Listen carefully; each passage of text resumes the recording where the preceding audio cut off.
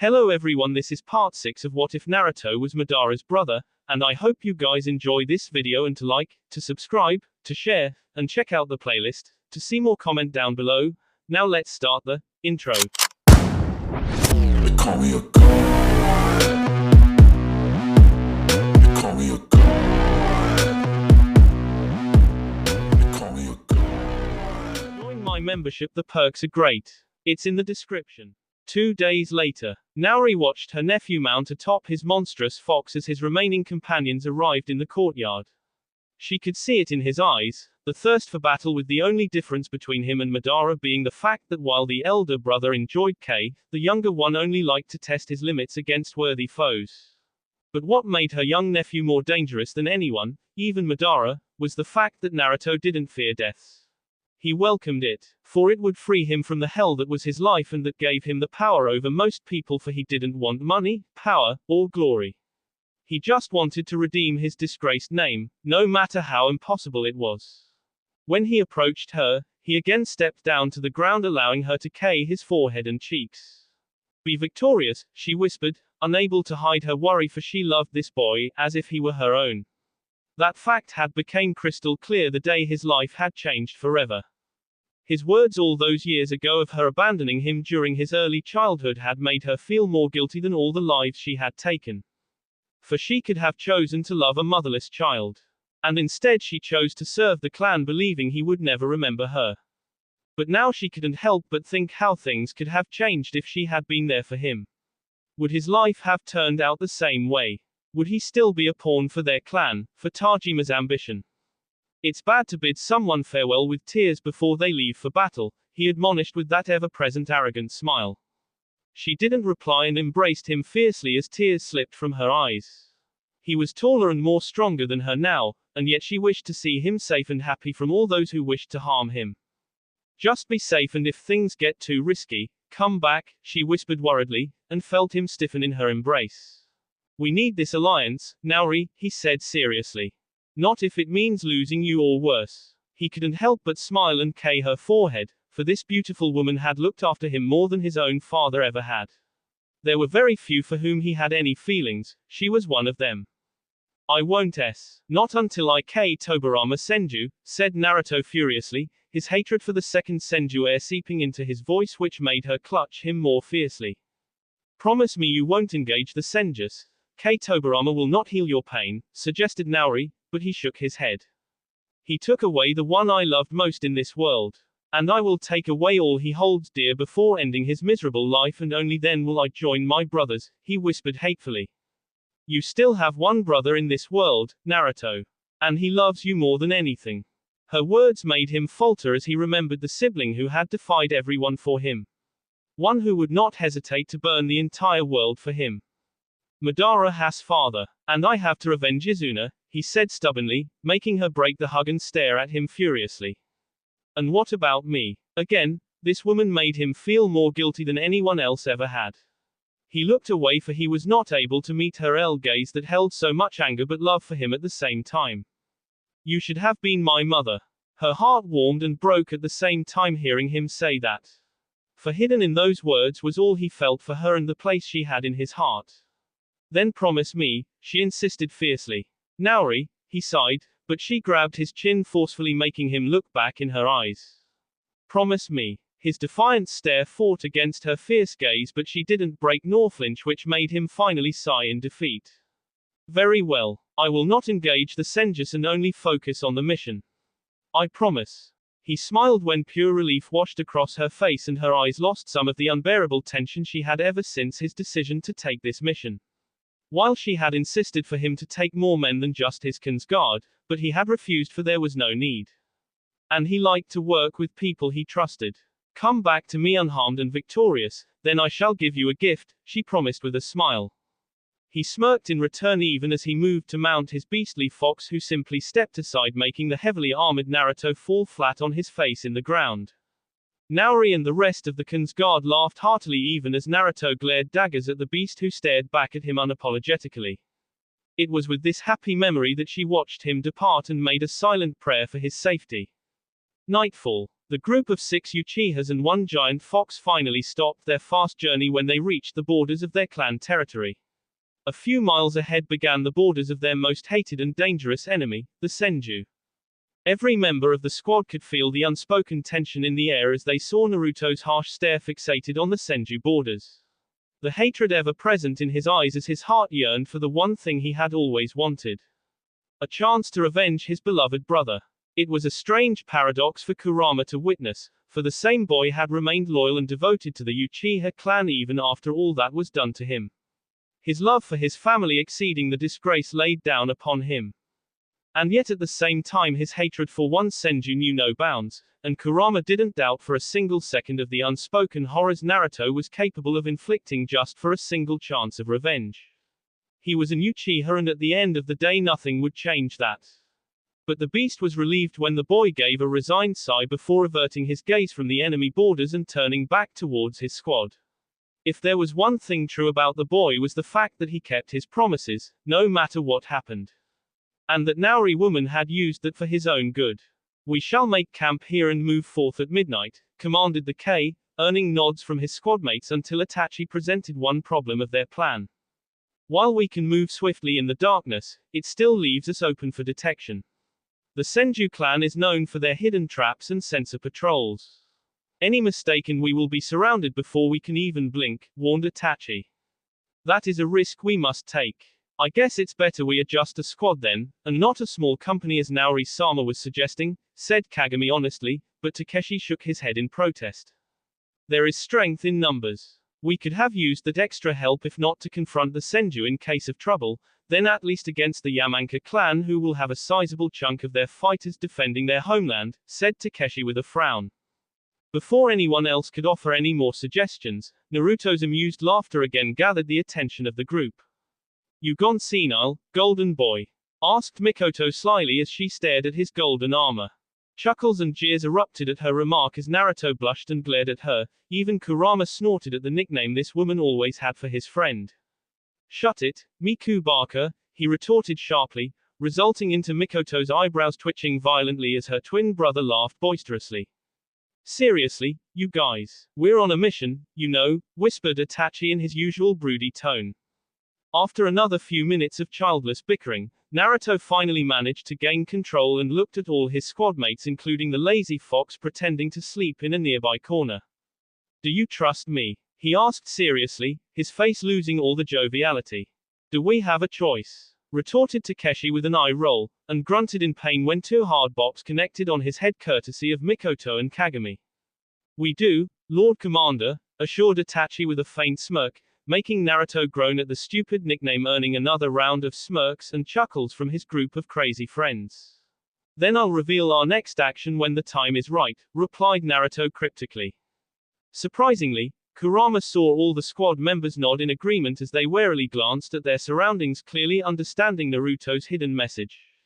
Be on guard. The Biju couldn't help but agree with his friend's decision to stay silent for even if they were still in friendly territory, there was still a chance of enemies lurking nearby.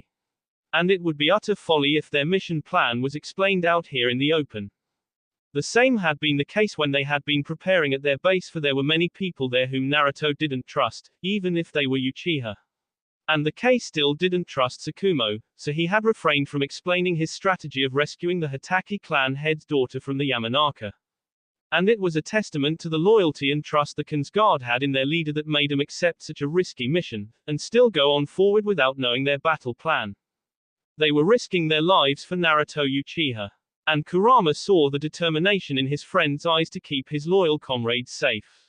"We have roughly 6 hours, so we'll rest in shifts. I'll take the first one with Kagami, the rest too can be decided by you guys," advised Naruto, earning another round of affirmative nods from the squad. Few hours later, the sound of lips softly echoed near the shores of the silent Naka River as 2 Uchihas engaged in a messy tangle of limbs were lost in one another's company. That was the case until one of them stopped earning a sharp glare from the other. Naruto had the grace to feel guilty and apologetically stare at the beautiful woman currently lying beneath him.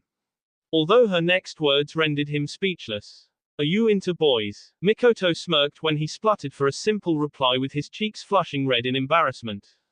She sighed and entangled herself out of his embrace much to his disappointment, but a swift glare from her made him raise his hands up in surrender. She watched him remain silent and stare wistfully at the Naka River that flowed silently in front of them. Why do you hesitate to go further, Naruto? She asked gently, touching his arm with her hand offering her support. Because I can't. I am forbidden, and I'll spoil your future if we go further, he answered honestly, which made her grasp his arm roughly. It doesn't matter, she said defiantly, edging closer and laying down lingering K on his cheeks and N which made him sigh in pleasure. It matters to me, he whispered, but didn't stop her either. Mikoto finally stopped her actions and looked in his eyes that had always held a never-ending sea of pain and suffering. You know what they all call me, K, traitor, they all despise me. I don't want that for you because it will happen if we go any further, not to forget the trouble it will land my father and elder brother in, he explained hesitantly, which made her sigh but she grabbed his cheeks gently. I was the daughter of a servant, you know. Destined to be a whore until the Fuma clan attacked our castle forcing me and my brother to defend ourselves. The guards rushed to protect the important nobles and heirs of lesser Uchiha families leaving us all alone. We fought as best as we could, even K4 fighters who underestimated us. But we knew we would there, until you came along, she whispered lovingly. He listened to her words and was mesmerized by the sheer happiness and pride that was present in her eyes. Even if we were Uchiha, nobody bothered to protect the servants and whores. You and the lazy fox were the only ones that came out to defend us. I remember being mesmerized watching your golden armor, your handsome face, your swift dance with your sword and the beastly S by the fox. It was but to me it was one of the most beautiful things in the world, explained Mikoto fondly. He couldn't help but smile, the pain in his heart being forgotten for at least he was able to give this girl something to be happy about. Even if it was just his duty that demanded it. You were always kind and courteous to us servants even if most looked down upon you. I and my brother were not much different, but when the battle was over you walked to us stained with B and guts, saying the words no one ever said to us after our parents' she whispered. Are you okay? He repeated shyly, remembering the moment which made her smile as well. Everyone always asked me and my brother to believe and follow many things, traditions, our betters, our place in the world, our clan. But when I looked in your eyes the first time, I knew I could believe in you. She smiled when he averted his gaze in a pitiful effort to conceal his moist eyes, so she hugged him fiercely. I don't care what others think of you. Never have, never will, she promised, and felt him shake in her arms. Thank you, he whispered gratefully. They both remained embraced in each other's arms knowing that even if their hearts were together, their worlds were apart from one another. Mikoto couldn't help but laugh when he reverted back to his usual self. I wonder what Takeshi's reaction will be should he find out about our extra activities. Should be quite amusing. He was relieved when she laughed further even as she bonked him lightly on the arm making him grin as well. You're a jerk, she retorted. One of my finest traits, apart from my swordsmanship, he boasted with a wry grin. Modest, aren't we? She teased, and watched him shrug shamelessly. Don't worry, I'm older than Takeshi, said Mikoto confidently. By 2 minutes. He smirked when her nostrils flared and her face became red in embarrassment. When he saw her raise her clenched fists, he did the one sensible thing. He ran. Midnight. While darkness covered the dense forests of the Land of Fire, a group of 6 Uchiha and 1 fox stood near the river shore with heavy frowns on their faces as they stared at the grinning leader. Out with it, said Shisui impatiently, tired of Naruto's suspense. Since we cannot travel by land, we travel by water, said Naruto dramatically, even going so far as giving up a thumbs up which made Itachi sweet drop. What difference does that make? We'll still be spotted, muttered Takeshi. Naruto sighed mumbling something close to, no imagination, which made Mikoto smirk. However, she was quite curious when Naruto raised his hand and the glare he got from the lazy fox was quite fierce. She always wondered about the beast's intelligence, and in this case its senses warned him just in time as Naruto raised 7 large water bubbles with a single finger. With his other hand, he took out 7 identical large straws and threw them perfectly on top of the water bubbles. Kurama felt a chill pass through his entire body when Naruto dropped his smile to replace it with a chilling gaze that made his surprised friend stand a little straighter and attentive. We are ninjas. Stealth is our finest weapon and we shall use it most unless forced to fight openly, said Naruto decisively. The current is strong downstream and we'll need proper navigation to reach Yamanka territory even if it is connected to Senju lands quite closely, warned Kagami. And keep these bubbles together in an unbreakable link so none of us get separated because if that happens, we are done for, suggested Shisui. But we don't doubt your control over water and this is the best approach to reach our destination without attracting any attention. It's risky but doable, agreed Itachi with a firm nod. Mikoto worriedly stared at the brown-haired Uchiha in golden armor. She had never doubted his strength or his resolve, but their journey was going to be long, dangerous and tiring. Naruto alone would be responsible for keeping everyone alive for even a minor mistake on his part would mean death for any or all of them. What about your chakra reserves? Can you endure this journey without getting worn out? Because you won't get any chance to rest, said Mikoto hesitantly, receiving a steely glance from the golden-armored Uchiha. Just follow my lead and I will not fail any of you, I promise.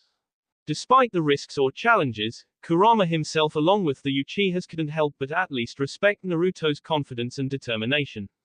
Whether he could turn that into reality was a debatable question. But he was their squad leader and he had given the command. Objection was not an option. 2 hours later, Shisui gasped the first breath of fresh air as he finally emerged from the depths of the river, breaking free of the water bubble and was soon joined by the rest of his comrades who did the same thing as the group finally reached the destination. Their heavy armor and weapons were previously stored in sealing scrolls before they began their uncertain journey. He watched Naruto being the first one to reach the shore and looked back at all of them with a wry smirk. Cheetah, mumbled Mikoto, for their leader had not swum or walked to the shore, instead making the river water carry him to the lands on a small wave as if he was royalty, while the rest of the squad was forced to walk, swim, and in case of a grumpy fox, paddle to the shore on 4 legs like a stupid dog, for which it gave a nasty glare to its partner who merely patted his head affectionately. As she reached the shore, Mikoto couldn't help but witness the unique relationship shared by Naruto and the fox. The Uchiha always tried his very best to rile up the fox, and the beast did the same in return. But every time they both simply laughed or grunted in the case of the fox at the end. Despite its nonchalant nature, she knew the fox was a beast capable of having already helped Naruto in butchering the Fuma clan. She feared the day these two fought together again at their full powers, for that day would be the true reckoning of the Uchiha clan's words. Fire and be. But she also noticed that apart from teasing his friends by arriving first at the shore, Naruto had already placed silencing seals across a newly established perimeter by himself along with a heavy anti-detection genjutsu. Currently, the Uchiha leader was busy using a simple wind jutsu to dry off his foxy friend, who finally stopped scowling. Shisui and Kagami did the same for the remaining squad. Wordlessly, they unsealed their storage scrolls and armed themselves again. Now dressed in heavy armor with their weapons, they were ready to carry out their mission. Nobody said a word, but there were a number of feelings lurking in their eyes. Fear, excitement, anxiety, doubt, acceptance, and determination. Like the water ride? Asked Naruto with a jovial grin, instantly breaking the tension as everyone glared at him. Next time I'm walking, protested Kagami with a huff. Breathing from a straw for hours is damn uncomfortable. Complained Takeshi with a mild glare at his leader. Couldn't you have created a wind jutsu that allowed us to breathe in the water bubble? Asked Shisui in a friendly manner. Mikoto and Itachi simply shrugged while the giant fox grunted, signifying his annoyance over the journey. Kurama smirked when he heard Naruto mumble something close to, "Ungrateful bastards," in a sulky voice, earning amused chuckles from the group. The fox couldn't help but notice the subtle way in which the boy had reduced the brimming tension and anxiety of his group, even if it meant making himself the butt of a joke. It was one of the many fine traits that set the boy apart from his ancestor, Indra. But when everyone looked relaxed and ready, Kurama again saw the same eyes of Indra Uchiha coming alive in this boy.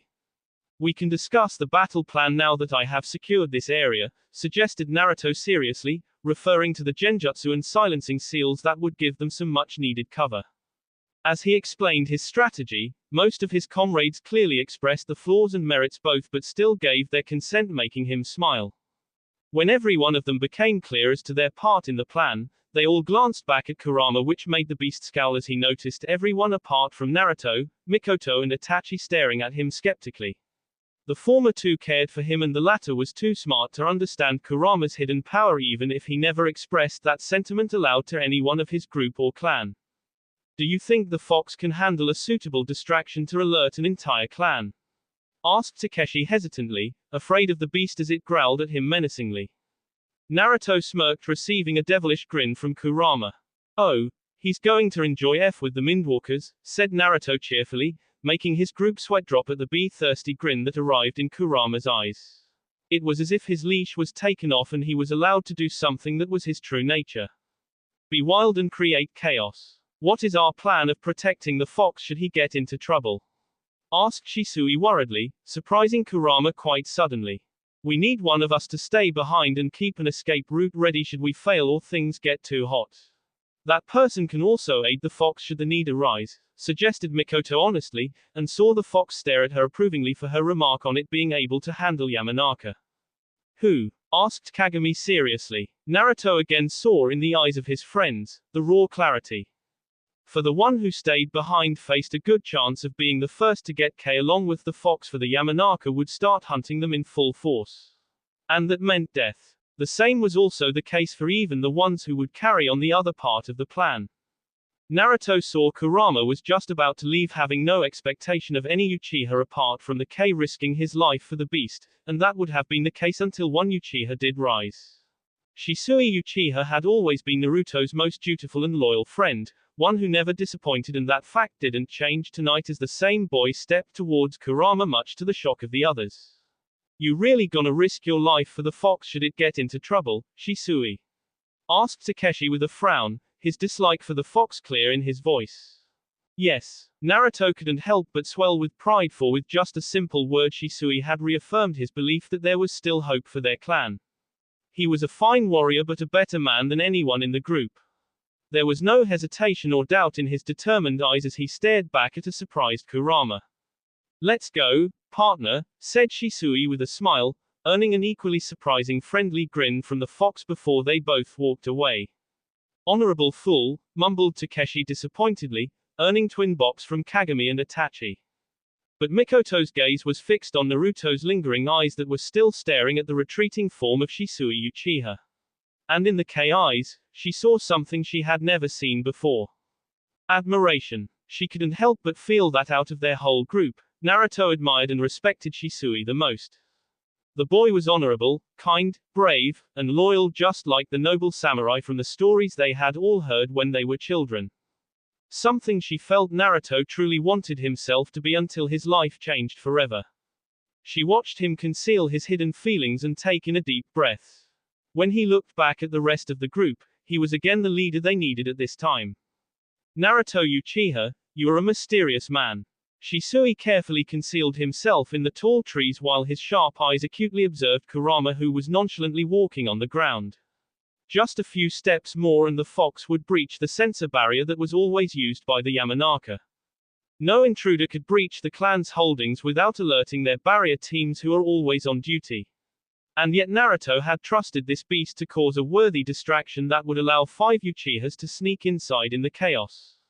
Shisui had already determined 2 separate routes that could be used by his team for quick escape in case of serious trouble, but had hoped that Naruto could pull this through.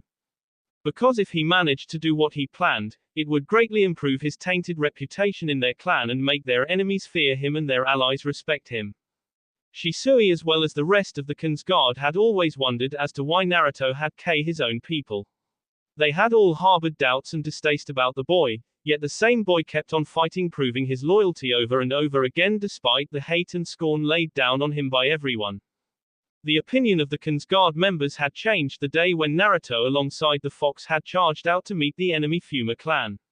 He had risked his life to protect the servants and whores whom no one had bothered to defend, as most Uchiha guards had decided to wait inside the great castle protecting higher-up noble heirs of important families and respected dignitaries, while the Fuma clan burned down corridors and servant quarters.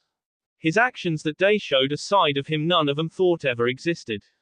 And when they took a risk getting to know him, they were all surprised to find the boy was nothing like the rumors proclaimed him to be. And for that Shisui was ever grateful. His eyes widened in horror and astonishment at the same time when the fox breached the barrier and unleashed such a massive outburst of chakra that sent Shisui crashing away from his safe location. With a grunt he landed harshly upon the ground and couldn't help but gasp as the demonic chakra assaulted his senses. For the first time in his life, he felt true fear and his own death in front of his eyes as he watched the fox glare hatefully with his demonic eyes at the Yamanaka settlement. The sheer amount of energy that the beast just released erased any doubt from Shisui's mind. This was no ordinary animal.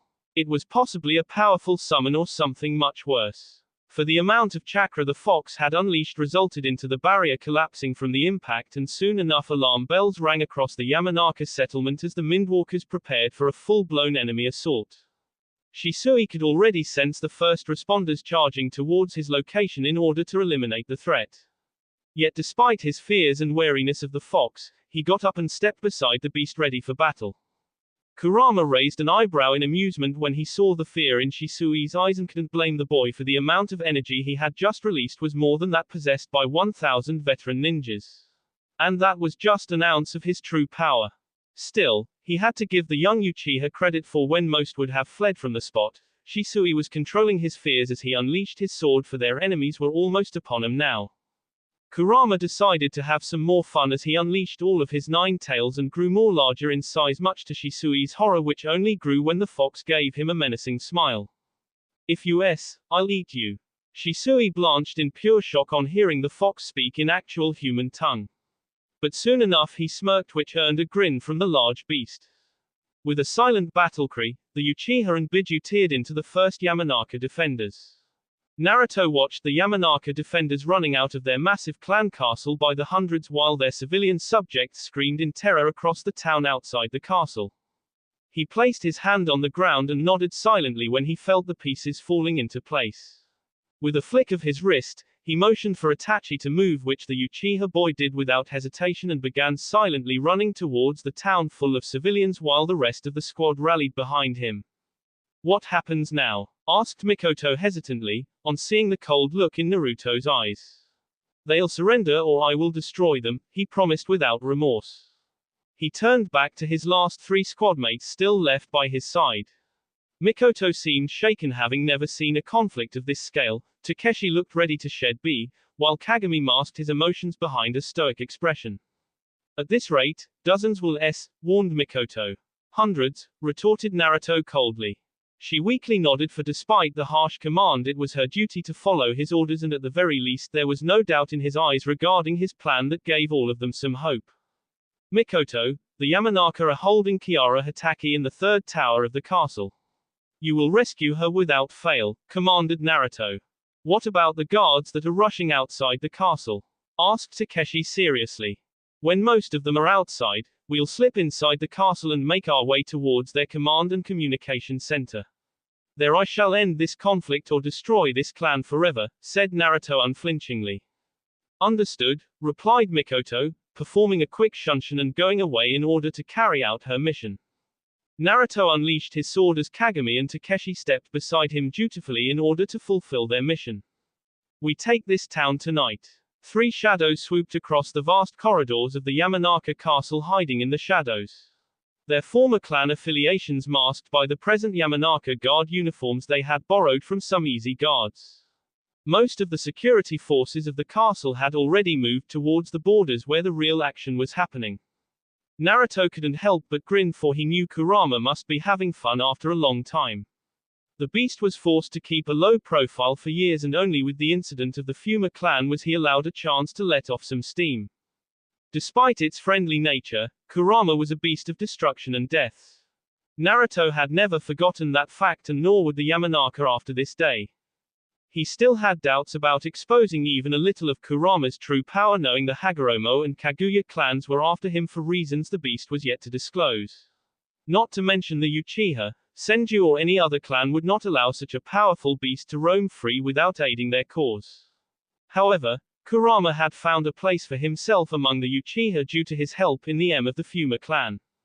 Nor was the Uchiha clan as weak as it was 8 years ago, for they had many more allies sworn to their cause and were capable of dealing with any threat posed by the Kaguya or Hagoromo clans against the beast. With that thought in mind, Naruto signaled his two comrades as they saw two guards protecting the nearest staircase that led to the command and communication center where the barrier teams and clan leadership would be scrambling to establish order. Takeshi and Kagami expertly hit the two guards in the end with sleeping darts, allowing Naruto to charge forward and grab the now two unconscious Yamanaka quickly and hide their bee in a nearby room. He gestured for his comrades to hold as he sensed for any other presence on the upper stairwells, and when he found none except for a few strong ones at the top, he gestured them to follow. They ascended the staircases with as much speed as they could, knowing that their speed would lead to either life or death for themselves. Finally they reached the command center and saw 20 Yamanaka waiting for them with weapons raised. Guess it was too much to hope for a smooth takeover, said Naruto with a grin. When he saw a few Yamanaka raise their hands to perform their clan's famous jutsu, he quickly grabbed smoke bombs, and so did Kagami and Takeshi from their pouches and shrouded the corridor in thick smoke. Naruto activated his Sharingan and his face mask ready to shield him from the smoke. As he located the chakra signatures of each of his enemies, he charged forward. The first three guards before they could even understand who hit them. He could sense Kagami and Takeshi engaging their own foes as the smoke started to disappear courtesy of a quick wind jutsu from one of the Yamanaka. When their visions cleared, Naruto found himself surrounded by at least 10 Yamanaka while his friends fought against the remaining 7 guards. He smirked when they all attacked him at once with swords drawn in an attempt to hack him to pieces. He raised his own ancestral weapon blocking the enemy weapons, and then much to their horror the Uchiha disappeared in a flock of crows. Genjutsu. Naruto didn't laugh or mock as per his usual nature and only used that small advantage to hack half of his foes by cleaving off their heads in one swift strike. His Sharingan rotated again, predicting the moves of the remaining enemies as each of them tried to hit him from different angles. He made a quick jump evading all the and unleashed 5 quick and sharp kunai from his pouch, with 2 of them ending in the skulls of Yamanaka guards while the rest were acutely deflected. The last 3 Yamanaka guards cursed him loudly, but his eyes were fixed on his friends. Kagami gave a merciless strong kick to one of his enemies, making the man cough before Takeshi's sword beheaded him instantly. When 2 guards tried to attack Takeshi from behind, Kagami moved forward to his defense, blocking the sword with his armed gauntlets, much to the shock of the Yamanaka. For while the Yamanaka were quite feared for their mind jutsu and interrogation as well as skills, they were no match when it came to physical combat. A trait at which the Uchiha and Senju excelled at. Kagami shoved his opponent's back with a fierce push and quickly ducked just in time as Takeshi turned around and the T of the startled foes. The remaining 2 enemies took trembling steps backwards as both Uchiha boys stepped towards them, but were prevented from fighting further when Naruto appeared behind the 2 Yamanaka, one through the heart and another in the temple with his kunai. Looking back, they saw that each and every one of the Yamanaka guards fighting against Naruto were all with gruesome wounds. Naruto tossed his stained Yamanaka uniform, which made Kagami and Takeshi do the same. Now dressed in his golden armor bearing the insignia of a dragon, he walked towards the door and gestured to his friends, who swiftly nodded before placing explosive notes on the door.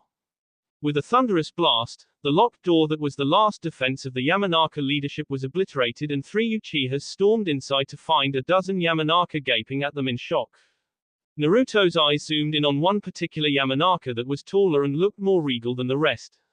If that was not enough to give away his idini, his invaluable family armor and stone-cold gaze revealed his position.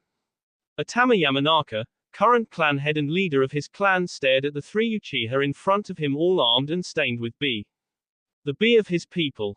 His gaze narrowed when he saw the leading one having a face mask and dazzling golden armor bearing the insignia of a dragon on his sea and a dark black cloak fluttering on his back. And that sword. There was no mistake. Kagami and Takeshi were about to move in retaliation for the insult until they received one discreet glance from Naruto that commanded otherwise, who then looked back at the Yamanaka clan leader with his own icy expression. Lord Atama, he greeted coolly. Why have you attacked my clan without any provocation from our side? Asked Atama accusingly, making his few guards tense up and brandish their weapons, not that it attracted even an eyelash from any of the Uchihas. In retaliation from the crimes of your nephew, Awashi Yamanaka, against the Hatake clan by abducting their heiress. Since they are our sworn allies now, it is our duty to bring them justice, answered Naruto honestly. Atama's eyebrows shot up to his forehead at that revelation, unable to believe the Hatake, who were sworn allies of the Senjus, could so easily switch sides to the Uchihas. But then again, Hashirama had shown quite favoritism to the Yamanaka clan on Tobirama's insistence, leading to this mess. Atama Yamanaka knew trouble had started the day his nephew had laid eyes upon the Hatake girl when their clan visited Tsukumo for a meeting. Atama had dearly loved his older brother who a few years ago, his wife even before that, leaving their only son Awashi in his uncle's care, and he had tried to look after the boy and preserve his right as the clan heir until he became strong enough. But Awashi proved to be a disappointment and was not at all like his dutiful parents who for their clan. The boy was only interested in women, and alcohol. Habits that led to all this be. Even so, it didn't change the fact that it was the Yamanaka who were attacked tonight, and Atama had a duty to protect his people no matter who the foe was. Is that what you tell yourself? That you're a servant of justice? You who kill your own people? Mocked Atama, and smirked when Naruto's grip on his sword tightened, but his face displayed no outward aggression at the insult. If not anything else, Atama could see the K had quite a firm grip on his emotions. But if possible, his blazing Sharingan eyes burned with even more hatred and malice. Your nephew is a fool, Lord Atama. Right maybe, but a person who brought great suffering to your noble clan. He will only bring ruin to your people, but you are the rightful leader your people need in this hour and the future, said Naruto calmly. What are you saying? Asked one of the Yamanaka guards suspiciously. Sentence your nephew to whatever justice Tsukumo Hatake deems just for his crimes, along with all those who participated in this crime. You shall also pay reparations to the Uchiha clan, for you have dared to harm one of our allies, and from this day forth you and your clan shall serve my clan till the end of time. Kagami and Takeshi stiffened on hearing Naruto's demands, and judging from the rising red on the Yamanaka faces, they could see these people were just about to explode, for unlike the Hatake, the Yamanaka, no matter how weak in actual combat, were an ancient and noble clan with great power. How dare you? Snarled Atama in fury, making his guards step forward. If possible, Naruto's cold smile turned even more menacing as he pointed to the great barrier in the middle of the room that marked the location of each and every fighter along with their affiliations. And in a matter of seconds, the situation and numbers changed quite drastically. Where there were once nearly 1,000 Yamanaka fighting against two large chakra signatures which were Shisui and Kurama, now there were nearly 300 more chakra signatures, all bearing the marks of the Hatake clan, followed by hundreds more of the Uchiha clan, courtesy of Naori doing her part in the plan. The Yamanaka clan was surrounded. If that was not enough to make Atama and his supporters lose the color from their faces, the next news was the final nail. Lord Atama, our own civilians are attacking our own guards. They all seem to be in some kind of genjutsu, shouted one of the barrier team ninjas. Takeshi and Kagami looked at each other and knew the one responsible for this bizarre action. Itachi. Or you can choose to defy us and face the consequences. You know our numbers now, our power, the fact that we have you surrounded and cornered. If I give the command, my forces will tear down your town walls and storm this castle, promised Naruto coldly. Atama took a step back when the K unleashed his full K intent, making most Yamanakas fall to their knees and look away from those Sharingan that promised to give them painful deaths. Hundreds will most of them your own. The first wave will be your own civilians that are being controlled by one of my men. So you'll start this battle by K people that have served your clan for generations. The second wave will be Hatakes who are itching for vengeance. My Uchiha fighters will follow when most of your fighters are wounded or tired. When this castle falls, all those inside will be including your entire family. Your people will be butchered, your towers will burn, I'll destroy this castle stone by stone, and by the time I am done no one will ever know the Yamanaka clan ever existed, pledged Naruto darkly. He walked forward and grabbed the shaken Yamanaka clan leader by the end, looking the now terrified man clearly in the eyes. I'll see off your limbs painfully and make your pregnant wife watch. Then before I kill you and her, I shall tear apart her belly, showing you both the face of your unborn child before kill it as well. Naruto removed his grip from the man's end, making the now trembling man fall to his knees, for the Uchiha in front of him had made him see the vision in reality with the help of his Sharingan. Everything he had said, he was going to do it, including the act of Atama's unborn child in front of him along with his wife. The trembling man looked at the K, remembering this monster had not even spared his own people, butchering innocent men, women and children. And those were his own people. Lord Atama, I'll leave you to make your decision, said Naruto icily. Without another word, he turned around and marched towards the destroyed exit with his comrades following after him. The Yamanaka were about to breathe a sigh of relief, for the devastating K intent started to recede until it came back in full force when Naruto stopped at the edge of the destroyed doorway staring back at Atama Yamanaka with his cold Sharingan. I hope you'll remember my clan's words, Atama Yamanaka. And then he walked away even as the famed Uchiha words sent a shiver down the Yamanaka's hearts. That will be all for this video. Be sure to like, subscribe, share, and comment down below for more videos. Goodbye.